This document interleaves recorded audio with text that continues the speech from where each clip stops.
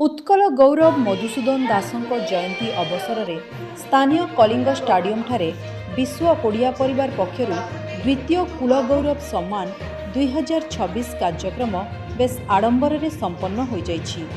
एही अवसर में अतिथि माने मधुसूदन दासଙ୍କ स्मृति चारण करने सह ओडिशार शिल्प और स्वाभिमान रक्षा क्षेत्र में तांकर अवदान अतुलनीय बोली मतव्यक्त करथिले।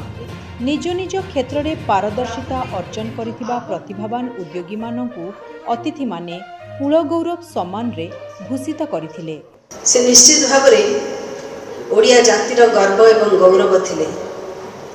तांको जीवन काल को जदि अनुध्यान करिबा सबु क्षेत्र रे प्रथम से पाठ पढ़ारे हो, शिल्प प्रतिष्ठा रे हो, समवाय प्रतिष्ठान गठन बा समवाय आईन प्रणयन क्षेत्र रे हो, ओडिशार कारीगर मानकर परिचय बढ़ाइबारे हो एवं सर्वोपरि जदि कहिबा ताले आज आमे जोउथिपई गर्वित आमे जो राज्य उत्तराधिकारी सूत्र रे आमे जो राज्य पाइछंती स्वाधीनतार बहु पूर्वरु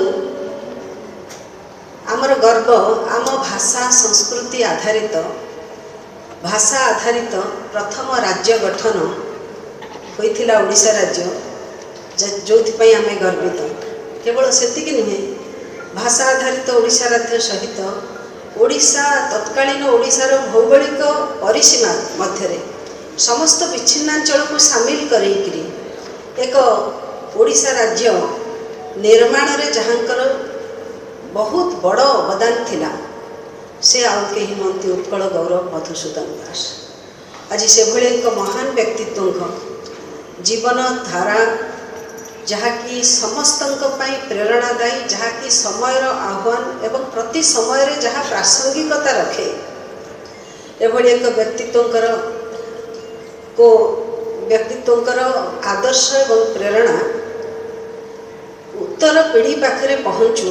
उत्तर पीढ़ी केवल तांको संपर्क रे जानिबे।